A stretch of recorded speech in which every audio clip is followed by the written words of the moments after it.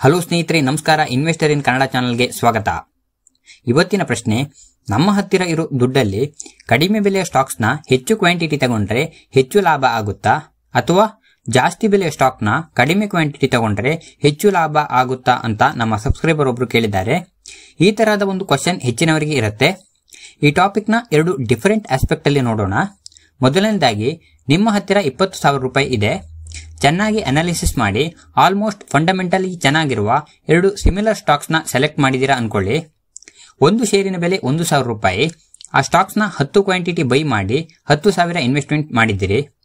ಇನ್ನೊಂದು ಶೇರಿನ ಬೆಲೆ 10,000, ಒಂದು ಶೇರನ್ನು ಬೈ ಮಾಡಿ 10,000 ಇನ್ವೆಸ್ಟ್ಮೆಂಟ್ ಮಾಡಿದ್ದೀರಿ. ಇಲ್ಲಿ ನಿಮ್ಮ ಹತ್ತಿರ 10 ಸ್ಟಾಕ್ಸ್ ಇದೆಯೋ ಅಥವಾ ಒಂದು ಸ್ಟಾಕ್ಸ್ ಇದೆಯೋ ಮ್ಯಾಟರ್ ಆಗಲ್ಲ. ನೀವು ಇನ್ವೆಸ್ಟ್ ಮಾಡಿರೋ 10,000ಕ್ಕೆ ಎಷ್ಟು ಪರ್ಸೆಂಟೇಜ್ ರಿಟರ್ನ್ ಬಂದಿದೆ ಅನ್ನೋದು ಇಂಪಾರ್ಟೆಂಟ್ ಆಗಿರುತ್ತೆ.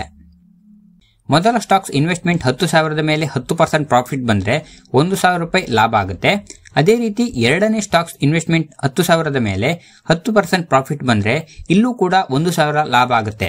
ಹಾಗಾಗಿ ನಿಮ್ಮ ಇನ್ವೆಸ್ಟ್ಮೆಂಟ್ಗೆ ಎಷ್ಟು ಪರ್ಸೆಂಟೇಜ್ ಲಾಭ ಆಗಿದೆ ಅನ್ನೋದು ಮಾತ್ರ ಇಂಪಾರ್ಟೆಂಟ್, ನಿಮ್ಮ ಹತ್ತಿರ ಎಷ್ಟು ಸ್ಟಾಕ್ಸ್ ಇದೆ ಅನ್ನೋದಲ್ಲ.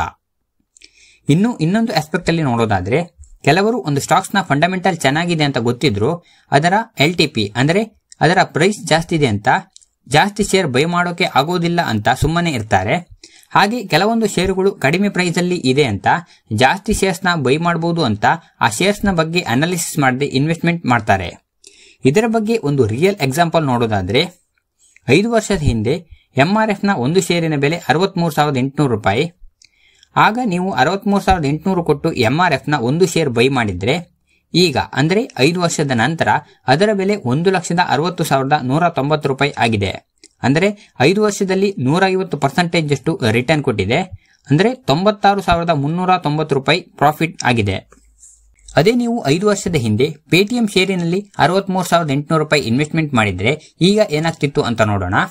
5 ವರ್ಷದ ಹಿಂದೆ ಪೇಟಿಎಂ ಶೇರಿನ ಬೆಲೆ 1,950 ರೂಪಾಯಿ. 63,800 ರೂಪಾಯಿಗೆ ಪೇಟಿಎಂನ 32 ಶೇರುಗಳು ಬರ್ತಾ ಇತ್ತು.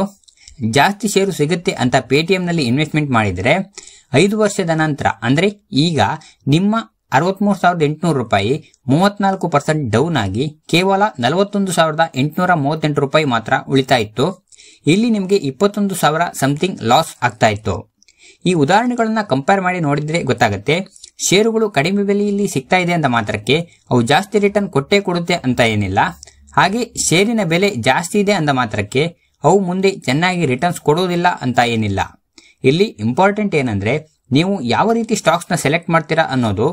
ಸ್ಟಾಕ್ಸ್ ನ ಕ್ವಾಲಿಟಿ ಇಂಪಾರ್ಟೆಂಟ್ ಆಗಿರುತ್ತೆ ಹೊರತು ಕ್ವಾಂಟಿಟಿ ಅಲ್ಲ. ನೀವು ಇನ್ವೆಸ್ಟ್ ಮಾಡಲಿಕ್ಕೆ ಸೆಲೆಕ್ಟ್ ಮಾಡುವ ಸ್ಟಾಕ್ಸ್ ನ ಬೆಲೆ ಜಾಸ್ತಿ ಇರಲಿ ಅಥವಾ ಕಡಿಮೆ ಇರಲಿ ಅದು ಮ್ಯಾಟರ್ ಆಗೋದಿಲ್ಲ.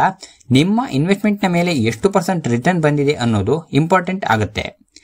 ಈಗ ನಿಮಗೆ ಇದರ ಬಗ್ಗೆ ಇರುವ ಎಲ್ಲ ಡೌಟ್ಸ್ ಕ್ಲಿಯರ್ ಆಗಿದೆ ಅಂತ ಅನ್ಕೋತೀನಿ. ವಿಡಿಯೋ ಇಷ್ಟ ಆದರೆ ವಿಡಿಯೋನ ಲೈಕ್ ಮಾಡಿ, ಹಾಗೆ ನಿಮ್ಮ ಫ್ರೆಂಡ್ಸ್ ಜೊತೆ ಶೇರ್ ಮಾಡಿ. Thanks for watching.